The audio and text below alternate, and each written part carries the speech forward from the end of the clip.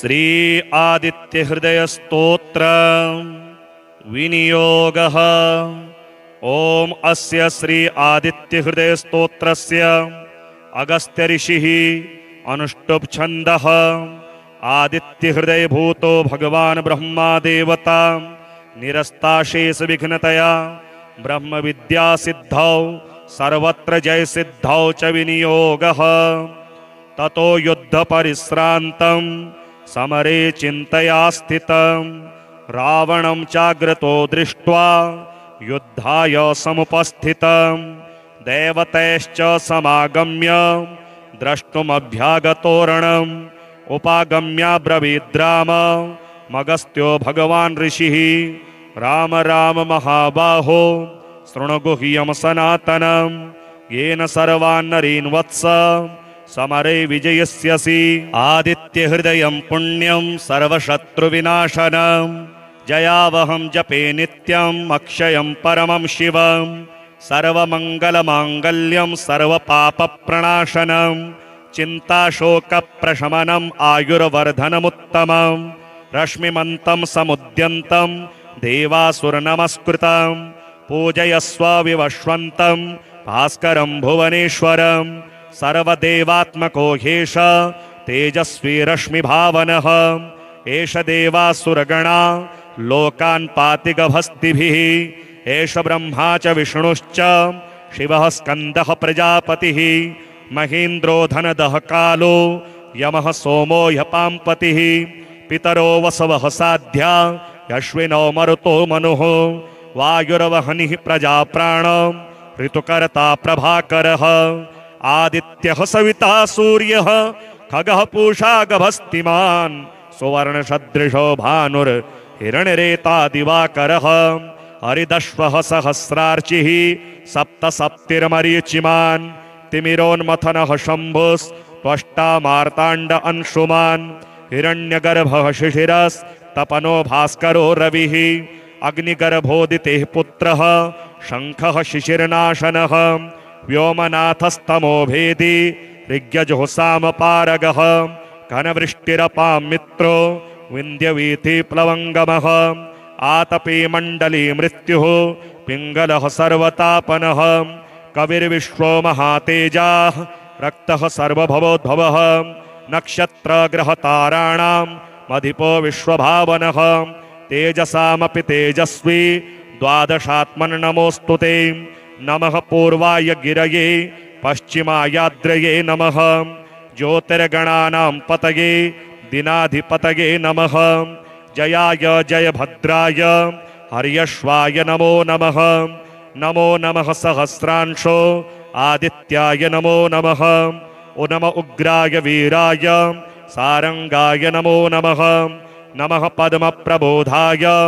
मार्ताण्डाय नमो नमः ब्रह्मेशानाच्युतेशाय सूर्यायादित्यवर्चसे भास्वते सर्वभक्ष्याय रौद्राय वपुषे नमः तमोघ्नाय हिमघ्नाय शत्रुघ्नायामितात्मने कृतघ्नघ्नाय देवाय ज्योतिषां पतये नमः तप्तचामीकराभाय वहनये विश्वकर्मणे नमस्तमोभिनिघ्नाय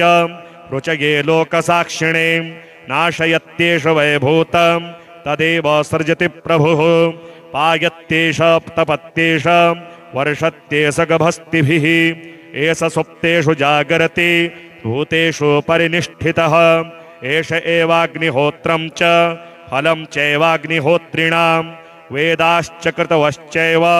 क्रतूनां फलमेव च यानि कृत्यानि लोकेषु सर्व एष रविप्रभुः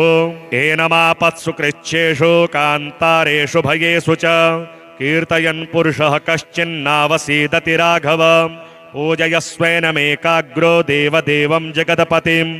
एतत्त्रिगुणितं जप्त्वा युद्धेषु विजयस्यसि अस्मिन् क्षणे महाबाहो रावणं त्वं वधिष्यसि एवमुक्त्वा तदागस्त्यो जगाम च यथागतम् एतच्छुत्वा महातेजा नष्टशोको भवत्तदा तारयामास सुप्रीतो राघवः प्रयतात्मवान् आदित्यं प्रेक्ष्य जप्त्वा तु परं हर्षमवाप्तवान् त्रिडाचम्य शुचिर्भूत्वा धनुरादाय वीर्यवान् रावणं प्रेक्ष्य हृष्टात्मा युद्धाय समुपागतं सर्वयतनेन महता वधे तस्य धृतोऽभवत्। अथ रविरवदन्निरीक्ष्य रामं मुदितमनः परमं प्रहृष्यमाणः निशिचरपतिसंशयं विदित्वा सुरगणमध्यगतो वचस्त्वरेति। श्रीसूर्यकवचस्तोत्र। याज्ञवल्क्य उवाच शृणुष्व मुनिशार्दूल सूर्यस्य कवचं शुभं शरीरारोग्यदं दिव्यं सर्वसौभाग्यदायकं देदीप्यमानमुकुटं स्फुरनमकरकुण्डलं ध्यात्वा सहस्रकिरणं स्तोत्रमेतदुदीरयेत्। शिरो मे भास्करः पातु ललाटं मे मितद्युतिः नेत्रे दिनमणिः पातु श्रवणे वासरेश्वरः घ्राणं घरमघृणिः पातु वदनं वेदवाहनः जिह्वां मे मानदः पातु कण्ठं मे सुरवन्दितः स्कन्धौ प्रभाकरः पातु वक्ष्यः पातु जनप्रियः पातु पादौ द्वादशात्मा सर्वाङ्गं कशकलेश्वरः सूर्यरक्ष्यात्मकं स्तोत्रं लिखित्वा भूर्जपत्रके दधाति यः करे तस्य वशगः सर्वसिद्धयः सुस्नातो यो जपेत् सम्यग् योधीते स्वस्थमानसः सरोगमुक्तो दीर्घायुः सुखं पुष्टिं च विन्दति। श्रीसूर्यस्तवराजस्तोत्र विनियोगः। ओम अस्य श्रीसूर्यस्तवराजस्तोत्रस्य श्रीवसिष्ठऋषिः अनुष्टुप् छन्दः। श्रीसूर्यो देवता सर्वपापक्षयपूर्वक सर्वरोगपशमनार्थे पाठे विनियोगः। ओम रथस्थं चिन्तयेद्भानुं द्विभुजं रक्तवाससे दाडिमी पुष्पसङ्काशं पद्मादिभिः अलङ्कृतम्। ओम विकर्तनो विवस्वाश्च मार्तण्डो भास्करो रविः लोकप्रकाशकः श्रीमान् लोकचक्षुग्रहेश्वरः लोकसाक्षी त्रिलोकेशः कर्ता हर्ता तमिस्रः तपनः तापनः चैव शुचिः सप्ताश्ववाहनः गभस्तिहस्तो ब्रधनश्च सर्वदेव नमस्कृतः एकविंशतिः तेष स्तव इष्टः सदा मम श्रीः आरोग्यकरः चैव धनवृद्धि यशस्करः स्तवराज इति ख्यातः त्रिषु लोकेषु विश्रुतः। यः एतेन महाबाहो द्वे सन्धे स्तिमितोदये स्तौति मां प्रणतो भूत्वा सर्वपापैः प्रमुच्यते कायिकं वाचिकं चैव मानसं यच्च दुष्कृतम् एकजप्येन तत् सर्वं प्रणश्यति ममाग्रतः एकजप्यश्च होमश्च सन्ध्योपासनमेव च बलिमन्त्रोऽर्घ्यमन्त्रश्च धूपमन्त्रस्तथैव च अन्नप्रदाने स्नाने च प्रणिपाति प्रदक्षिणे पूजितोऽयं महामन्त्रः सर्वव्याधिहरः शुभः। एवम् उक्त्वा तु भगवानः भास्करो जगदीश्वरः आमन्त्र्य कृष्णतनयं तत्रैवान्तरधीयत साम्बोऽपि स्तवराजेन स्तुत्वा सप्ताश्ववाहनः पूतात्मानीरुजः श्रीमान् तस्माद्रोगाद् विमुक्तवान् ततो युद्धपरिश्रान्तं समरे चिन्तया स्थितं रावणं चाग्रतो दृष्ट्वा युद्धाय समुपस्थितं देवतैश्च समागम्य द्रष्टुमभ्यागतोरणम् उपागम्याब्रवीद्राम मगस्त्यो भगवान् ऋषिः राम राम महाबाहो शृणुगुह्यं सनातनं येन सर्वान् नरीन् वत्स समरे विजयस्यसि आदित्यहृदयं पुण्यं सर्वशत्रुविनाशनं जयावहं जपे नित्यम् अक्षयं परमं शिवं सर्वमङ्गलमाङ्गल्यं सर्वपापप्रणाशनं चिन्ताशोकप्रशमनम् आयुर्वर्धनमुत्तमं रश्मिमन्तं समुद्यन्तं देवासुरनमस्कृतं पूजयस्व विवश्वन्तं भास्करं भुवनेश्वरं सर्वदेवात्मको ह्येष तेजस्वी रश्मिभावनः एष देवासुरगणा लोकान् पाति गभस्तिभिः एष ब्रह्मा च विष्णुश्च शिवः स्कन्दः प्रजापतिः महीन्द्रो धनदः कालो यमः सोमो ह्यपाम्पतिः पितरो वसवः साध्या यश्विनो मरुतो मनुः वायुर्वहनिः प्रजाप्राण ऋतुकर्ता प्रभाकरः आदित्यः सविता सूर्यः खगः पूषा गभस्तिमान् सुवर्णसदृशो भानुर्हिरण्यरेता दिवाकरः हरिदश्वः सहस्रार्चिः सप्तसप्तिर्मरीचिमान् तिमिरोन्मथनः शम्भुस्त्वष्टा मार्ताण्ड अंशुमान् हिरण्यगर्भः शिशिरस्तपनो भास्करो रविः अग्निगर्भोदितेः पुत्रः शङ्खः शिशिरनाशनः व्योमनाथस्तमो भेदी ऋग्यजुःसामपारगः घनवृष्टिरपां मित्रो विन्ध्यवीथिप्लवङ्गमः आतपी मण्डली मृत्युः पिङ्गलः सर्वतापनः कविर्विश्वो महातेजाः रक्तः सर्वभवोद्भवः नक्षत्रग्रहताराणाम् अधिपो विश्वभावनः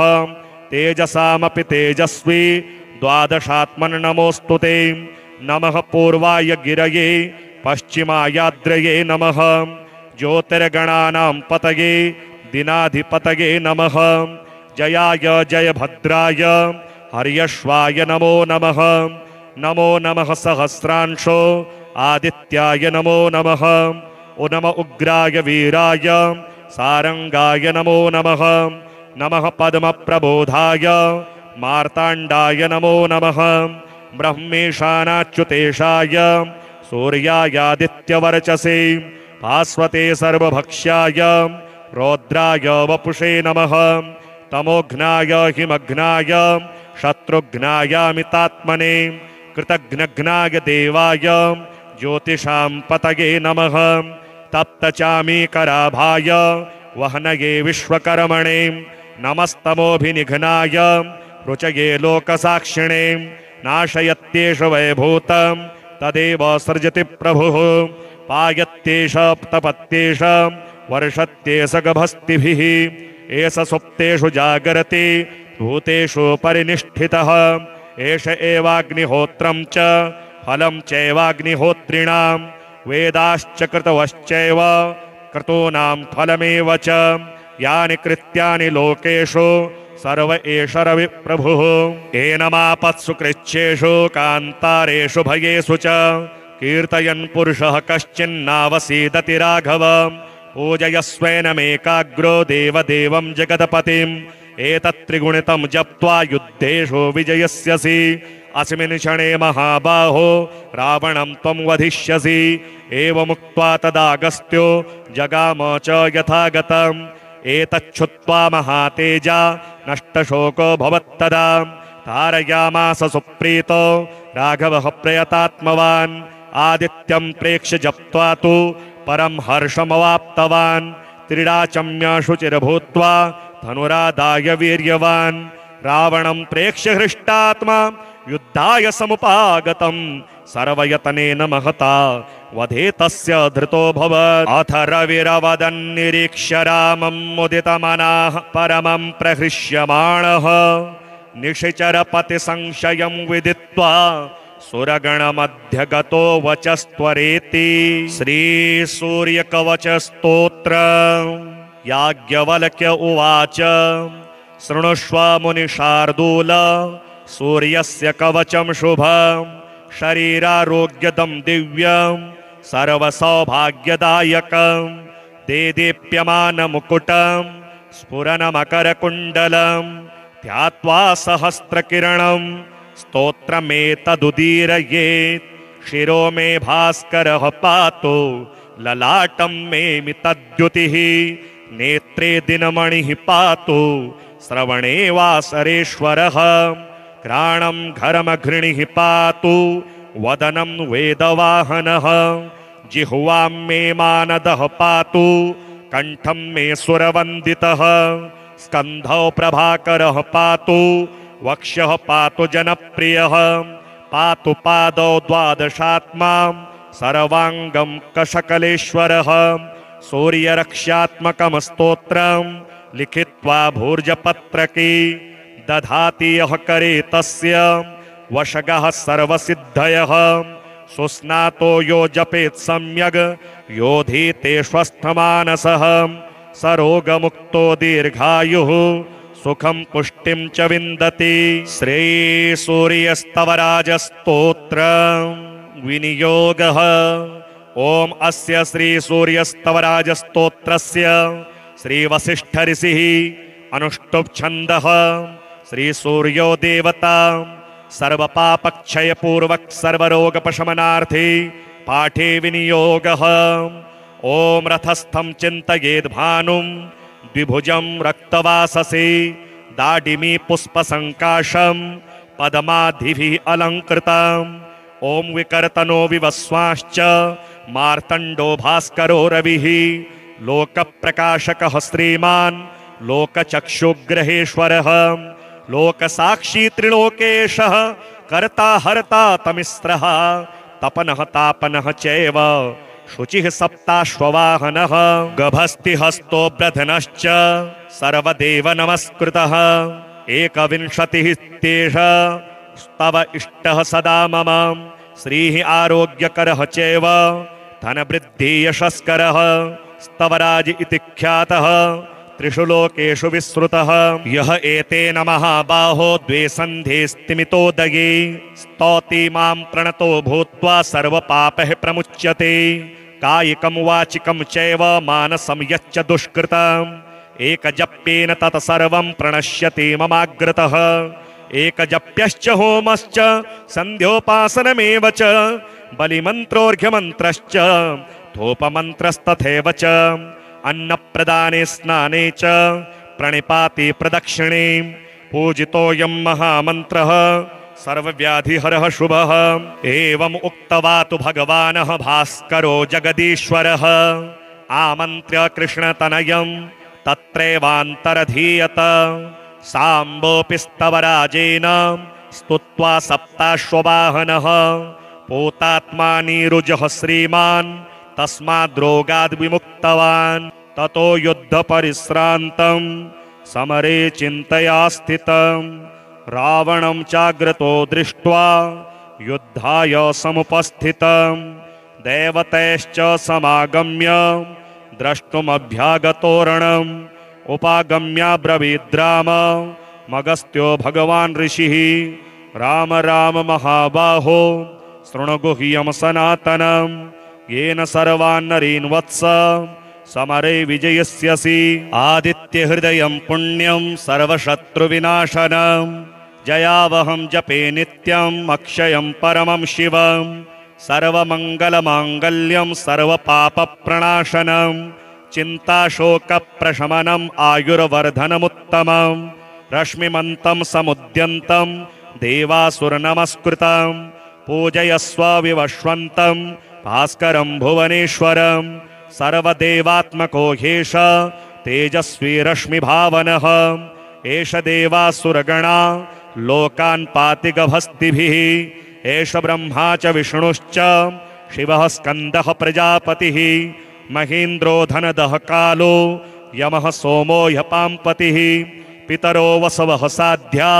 यश्विनो मरुतो मनुः वायुर्वहनिः प्रजाप्राण ऋतुकर्ता प्रभाकरः आदित्यः सविता सूर्यः खगः पूषा गभस्तिमान् सुवर्णसदृशो भानुर्हिरण्यरेता दिवाकरः हरिदश्वः सहस्रार्चिः सप्तसप्तिर्मरीचिमान् तिमिरोन्मथनः शम्भुस्त्वष्टा मार्ताण्ड अंशुमान् हिरण्यगर्भः शिशिरस्तपनो भास्करो रविः अग्निगर्भोदितेः पुत्रः शङ्खः शिशिरनाशनः व्योमनाथस्तमो भेदी ऋग्यजुःसामपारगः घनवृष्टिरपां मित्रो विन्द्यवीथि प्लवङ्गमः आतपे मण्डली मृत्युः पिङ्गलः सर्वतापनः कविर्विश्वो महातेजाः रक्तः सर्वभवोद्भवः नक्षत्रग्रहताराणां मधिपो विश्वभावनः तेजसामपि तेजस्वी द्वादशात्मन् नमोऽस्तु ते नमः पूर्वाय गिरये पश्चिमायाद्रये नमः ज्योतिर्गणानां पतये दिनाधिपतये नमः जयाय जयभद्राय हर्यश्वाय नमो नमः नमो नमः सहस्रांशो आदित्याय नमो नमः नम उग्राय वीराय सारंगाय नमो नमः नमः पद्मप्रबोधाय मार्ताण्डाय नमो नमः ब्रह्मेशानाच्युतेशाय सूर्यायादित्यवर्चसे भास्वते सर्वभक्ष्याय रौद्राय वपुषे नमः तमोघ्नाय हिमघ्नाय शत्रुघ्नायामितात्मने कृतघ्नघ्नाय देवाय ज्योतिषां पतये नमः तप्तचामीकराभाय वहनये विश्वकर्मणे नमस्तमोभिनिघ्नाय रुचये लोकसाक्षिणे नाशयत्येष वैभूतं तदेव सृजति प्रभुः पायत्येष तपत्येष वर्षत्येष गभस्तिभिः एष सुप्तेषु जागरति भूतेषु परिनिष्ठितः एष एवाग्निहोत्रं च फलं चैवाग्निहोत्रिणां वेदाश्च कृतवश्चैव क्रतूनां फलमेव च यानि कृत्यानि लोकेषु सर्व एष रविप्रभुः एनमापत्सु कृच्छ्रेषु कान्तारेषु भयेषु च कीर्तयन् पुरुषः कश्चिन्नावसीदति राघव पूजयस्वैनमेकाग्रो देवदेवं जगदपतिम् एतत्त्रिगुणितं जप्त्वा युद्धेषु विजयस्यसि अस्मिन् क्षणे महाबाहो रावणं त्वं वधिष्यसि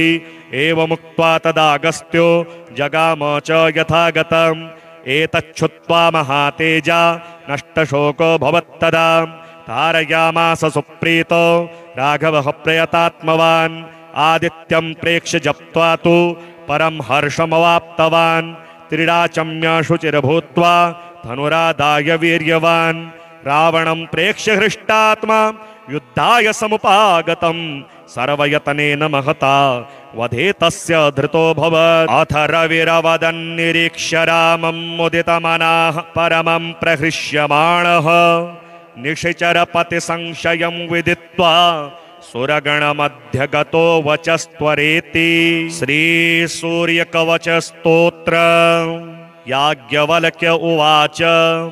शृणुष्व मुनिशार्दूल सूर्यस्य कवचं शुभं शरीरारोग्यदं दिव्यं सर्वसौभाग्यदायकं देदीप्यमानमुकुटं स्फुरनमकरकुण्डलं ध्यात्वा सहस्रकिरणं स्तोत्रमेतदुदीरयेत् शिरो मे भास्करः पातु ललाटं मे मितद्युतिः नेत्रे दिनमणिः पातु श्रवणे वासरेश्वरः घ्राणं घरमघृणिः पातु वदनं वेदवाहनः जिह्वां मे मानदः पातु कंठं मे सुरवन्दितः स्कन्धौ प्रभाकरः पातु वक्ष्यः पातु जनप्रियः पातु पादौ द्वादशात्मा सर्वाङ्गं कशकलेश्वरः सूर्यरक्ष्यात्मकं स्तोत्रं लिखित्वा भूर्जपत्रके दधाति यः करे तस्य वशगः सर्वसिद्धयः सुस्नातो यो जपेत् सम्यग् योधीते स्वस्थमानसः सरोगमुक्तो दीर्घायुः सुखं पुष्टिं च विन्दति। श्रीसूर्यस्तवराजस्तोत्र विनियोगः।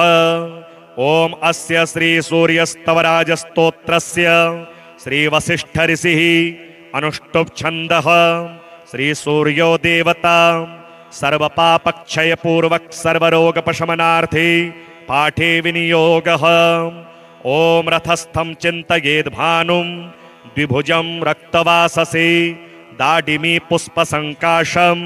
पद्मादिभिः अलङ्कृतम्। ओम विकर्तनो विवस्वांश्च मार्तण्डो भास्करो रविः लोकप्रकाशकः श्रीमान् लोकचक्षुग्रहेश्वरः लोकसाक्षी त्रिलोकेशः कर्ता हर्ता तमिस्रः तपनः तापनः चैव शुचिः सप्ताश्ववाहनः गभस्तिहस्तो ब्रधनश्च सर्वदेव नमस्कृतः एकविंशतिः तेष स्तव इष्टः सदा मम श्रीः आरोग्यकरः चैव धनवृद्धियशस्करः स्तवराज इति ख्यातः त्रिषु लोकेषु विश्रुतः यः एतेन महाबाहो द्वे सन्धे स्तिमितोदये स्तौति मां प्रणतो भूत्वा सर्वपापैः प्रमुच्यते कायिकं वाचिकं चैव मानसं यच्च दुष्कृतम् एकजप्येन तत् सर्वं प्रणश्यति ममाग्रतः एकजप्यश्च होमश्च सन्ध्योपासनमेव च बलिमन्त्रोऽर्घ्यमन्त्रश्च धूपमन्त्रस्तथैव च अन्नप्रदाने स्नाने च प्रणिपाते प्रदक्षिणे पूजितोऽयं महामन्त्रः सर्वव्याधिहरः शुभः एवम् उक्त्वा तु भगवानः भास्करो जगदीश्वरः आमन्त्र्य कृष्णतनयं तत्रैवान्तरधीयत साम्बोऽपि स्तवराजेन स्तुत्वा सप्ताश्ववाहनः पूतात्मा नीरुजः श्रीमान् तस्माद्रोगाद् विमुक्तवान् ततो युद्धपरिश्रान्तं समरे चिन्तया स्थितं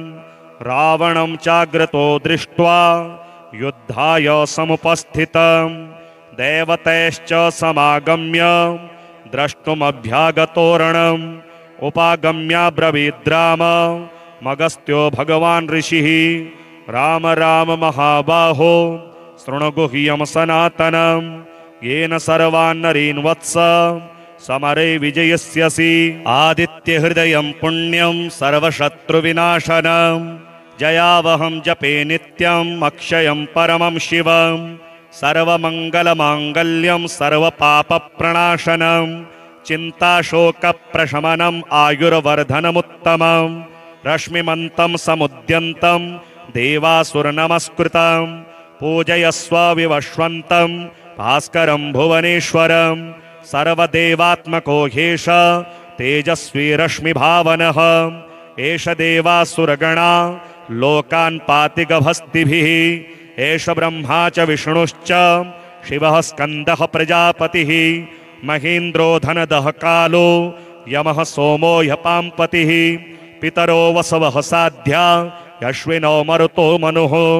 वायुर्वहनिः प्रजाप्राणं ऋतुकर्ता प्रभाकरः आदित्यः सविता सूर्यः खगः पूषा गभस्तिमान् सुवर्णसदृशो भानुर्हिरण्यरेता दिवाकरः हरिदश्वः सहस्रार्चिः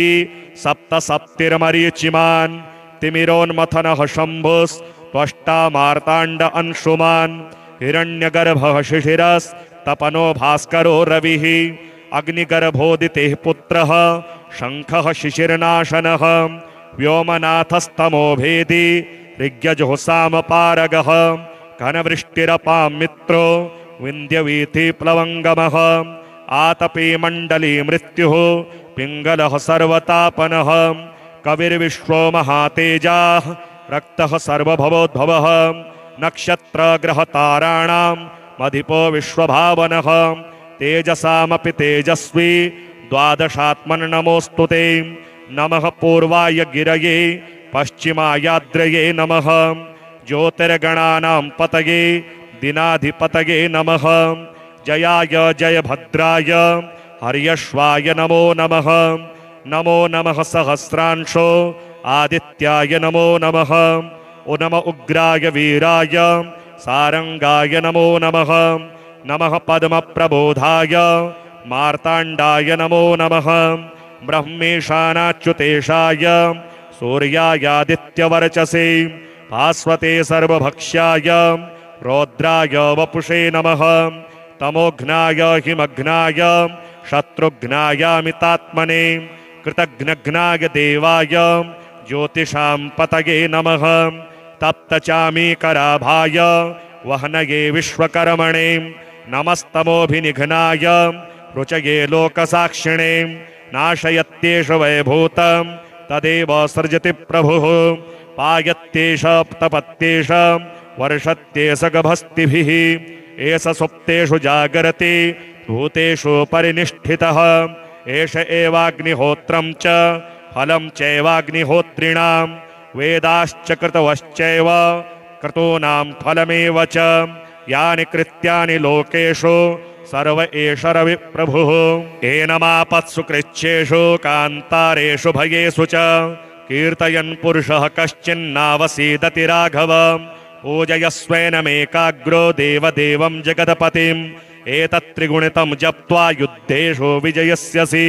अस्मिन् क्षणे महाबाहो रावणं त्वं वधिष्यसि एवमुक्त्वा तदागस्त्यो जगाम च यथागतम् एतच्छुत्वा महातेजा नष्टशोको भवत्तदा तारयामास सुप्रीतो राघवः प्रयतात्मवान् आदित्यं प्रेक्ष्य जप्त्वा तु परं हर्षमवाप्तवान् त्रिडाचम्य शुचिर्भूत्वा धनुरादाय वीर्यवान् रावणं प्रेक्ष्य हृष्टात्मा युद्धाय समुपागतं सर्वयतनेन महता वधे तस्य धृतोऽभवत् अथ रविरवदन्निरीक्ष्य रामं मुदितमनः परमं प्रहृष्यमाणः निशिचरपतिसंशयं विदित्वा सुरगणमध्यगतो वचस्त्वरेति श्रीसूर्यकवचस्तोत्र याज्ञवल्क्य उवाच शृणुष्व मुनिशार्दूल सूर्यस्य कवचं शुभं शरीरारोग्यदं दिव्यं सर्वसौभाग्यदायकं देदीप्यमानमुकुटं स्फुरनमकरकुण्डलं ध्यात्वा सहस्रकिरणं स्तोत्रमेतदुदीरयेत् शिरो मे भास्करः पातु ललाटं मे मितद्युतिः नेत्रे दिनमणिः पातु श्रवणे वासरेश्वरः घ्राणं घरमघृणिः पातु वदनं वेदवाहनः जिह्वां मे मानदः पातु कंठं मे सुरवन्दितः स्कन्धौ प्रभाकरः पातु वक्ष्यः पातु जनप्रियः पातु पादौ द्वादशात्मा सर्वाङ्गं कशकलेश्वरः सूर्यरक्ष्यात्मकं स्तोत्रं लिखित्वा भूर्जपत्रके दधाति यः करे तस्य वशगः सर्वसिद्धयः सुस्नातो यो जपेत् सम्यग् योधीते स्वस्थमानसः सरोगमुक्तो दीर्घायुः सुखं पुष्टिं च विन्दति। श्रीसूर्यस्तवराजस्तोत्र विनियोगः। ओम अस्य श्रीसूर्यस्तवराजस्तोत्रस्य श्रीवसिष्ठऋषिः अनुष्टुप् छन्दः श्रीसूर्यो देवता सर्वपापक्षयपूर्वक सर्वरोगपशमनार्थे पाठे विनियोगः। ओम रथस्थं चिन्तयेद्भानुं द्विभुजं रक्तवाससे दाडिमी पुष्पसङ्काशं पद्मादिभिः अलङ्कृतम्। ओम विकर्तनो विवस्वाश्च मार्तण्डो भास्करो रविः लोकप्रकाशकः श्रीमान् लोकचक्षुग्रहेश्वरः लोकसाक्षी त्रिलोकेशः कर्ता हर्ता तमिस्रः तपनः तापनः चैव शुचिः सप्ताश्ववाहनः गभस्तिहस्तो ब्रधनश्च सर्वदेव नमस्कृतः एकविंशतिः तेष स्तव इष्टः सदा मम श्रीः आरोग्यकरः चैव धनवृद्धि यशस्करः स्तवराज इति ख्यातः त्रिषु लोकेषु विश्रुतः यः एतेन महाबाहो द्वे सन्धे स्तिमितोदये स्तौति मां प्रणतो भूत्वा सर्वपापैः प्रमुच्यते कायिकं वाचिकं चैव मानसं यच्च दुष्कृतम् एकजप्येन तत् सर्वं प्रणश्यति ममाग्रतः एकजप्यश्च होमश्च सन्ध्योपासनमेव च बलिमन्त्रोऽर्घ्यमन्त्रश्च धूपमन्त्रस्तथैव च अन्नप्रदाने स्नाने च प्रणिपाति प्रदक्षिणे पूजितोऽयं महामन्त्रः सर्वव्याधिहरः शुभः। एवम् उक्त्वा तु भगवानः भास्करो जगदीश्वरः आमन्त्र्य कृष्णतनयं तत्रैवान्तरधीयत साम्बोऽपि स्तवराजेन स्तुत्वा सप्ताश्ववाहनः पूतात्मा नीरुजः श्रीमान् तस्माद्रोगाद् विमुक्तवान्।